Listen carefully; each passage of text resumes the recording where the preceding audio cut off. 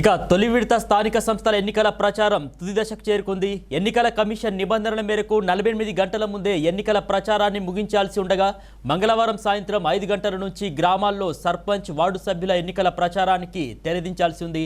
మరోవైపు మంగళవారం సాయంత్రం నుంచే ఎన్నికలు జరిగే మండలాల్లో మద్యం షాపులను కూడా మూసివేయబోతున్నారు. ఎన్నికల సందర్భంగా ఎలాంటి ఘర్షణలు చోటు చేసుకోకుండా ఉండేందుకు మద్యం షాపులను అయితే మూసివేస్తున్నారు. వారం రోజులుగా ఎన్నికల ప్రచారం చేసిన పోటీలో ఉన్న అభ్యర్థులు ఓటర్లను పెట్టే ప్రయత్నాలు కూడా ముమ్మరం చేసుకుంటున్నట్లు సమాచారం. ఓటర్లను మచ్చిక చేసుకోవడానికి ఎన్నికల ముందు రోజు రాత్రి తెల్లవారుజామున మద్యం నగదు పంపిణీ చేయడానికి ఏర్పాటు చేసుకుంటున్నట్లు సమాచారం. ఇక మరోవైపు అధికారిక యంత్రాంగం కూడా పోలింగ్ ప్రక్రియకు సంబంధించిన ఏర్పాట్లలో నిమగ్నమైంది. పోలింగ్ నిర్వహించే పీఓలు కావచ్చు, ఏపీఓలకు శిక్షణ కూడా ఇప్పటికే ఇచ్చారు. ఇక మండలాలకు సంబంధించి జోన్లు, రూట్లుగా కూడా విభజించారు. పోలింగ్ సామాగ్రిని ఇక ఆయా మండల కేంద్రాలకు సంబంధించి తరలించి ప్రత్యేక గదుల్లో కూడా భద్రపరుస్తున్నారు. బందోబస్తు కోసం పోలీసులను పోలింగ్ కేంద్రాల వారీగా కేటాయించారు. మండల కేంద్రాల్లో డిస్ట్రిబ్యూషన్ రికవరీ సెంటర్ను కూడా ఏర్పాటు చేసుకున్నారు. ఇక 10వ తారీఖున ఉదయం నుంచి పోలింగ్ సామాగ్రి, ఉద్యోగులను కూడా గ్రామ పంచాయతీలకు తరలించబోతున్నారు. స్థానిక సంస్థల ఎన్నికల్లో ఈసీ తొలిసారిగా ఈసారి బ్యాలెట్ పేపర్ నోటాకు కూడా చోటు కల్పించారు. ఎన్నికల్లో పోటీ చేసేందుకు నిలబడినటువంటి అభ్యర్థులు వారికి నచ్చకపోతే తిరస్కరణ ఓటు వేసే అధికారాన్ని కూడా ఈసీ ఈసారి కల్పించింది. ఇక ఇప్పటి వరకు పార్లమెంట్, అసెంబ్లీ ఎన్నికల్లో ఈవీఎం మిషన్లలో మాత్రమే పొందుపరచగా తొలిసారి ఇప్పుడు స్థానిక సంస్థల ఎన్నికల్లో బ్యాలెట్ పేపర్పై కూడా నోటాను చేర్చారు.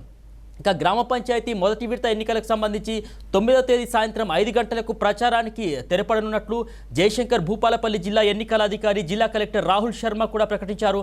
పోలింగ్ ముగియడానికి 44 గంటల ముందు నుంచి ఆయా మండలాల్లో సైలెన్స్ పీరియడ్ అమల్లోకి వస్తున్నట్టు తెలిపారు.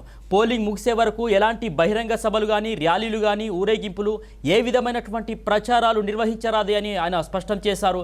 ఇక ఈ కాలంలో బయట నుంచి వచ్చినటువంటి వ్యక్తులు ఎవరైతే ఉంటారో సంబంధిత గ్రామ పంచాయతీ పరిధిలో ఉండకూడదని కూడా తెలిపారు. ఇక సైలెన్స్ పీరియడ్లో ప్రజలు గుంపులుగా చేరరాదని కూడా జిల్లా కలెక్టర్ రాహుల్ శర్మ స్పష్టం చేశారు. పోలింగ్కు ముందు, అదేవిధంగా పోలింగ్ సమయంలో కూడా యంత్రాంగం పటిష్ట పర్యవేక్షణ చేపట్టాలని, ఎలాంటి ఎన్నికల ఉల్లంఘనలు జరగకుండా పకడ్బందీ పర్యవేక్షణ చేయాలని కూడా ఆదేశాలు జారీ చేశారు.